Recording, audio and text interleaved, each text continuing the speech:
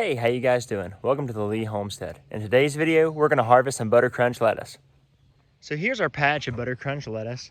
We just kind of spread it around in our garden this year. Next year, I'm definitely gonna use some plastic to help keep some of this grass back. And over there, we planted a salad blend. So the tools you need to pick butter crunch lettuce are a pair of scissors and a bowl. So it's really easy to pick it. Butter crunch lettuce grows from the inside out. So you want to leave the center alone, but you come up here on these outside leaves, go to the bottom and snip. So that's how easy it is, but you want to make sure that you use some sort of scissors, or if you are really careful, you can pick and twist. However, I use scissors just because I'm afraid I'm going to end up pulling the lettuce out of the ground. So some of the things to keep in mind when you're picking it: if you use any pesticides, definitely wash it. I probably soak ours and drain it, soak it and drain it.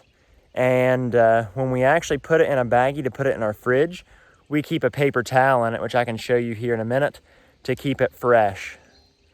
So let's go ahead and pick what else we're going to pick today, and I'll show you how I store it.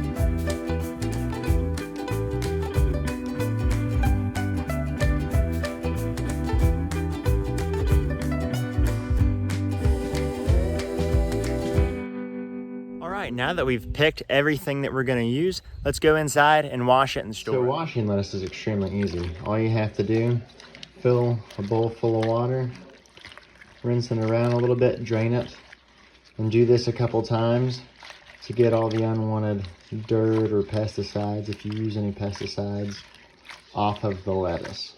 Once you're done washing it, you can take a paper towel and kind of get some of the excess water off of the lettuce, twist it around a little bit, and dab off the water.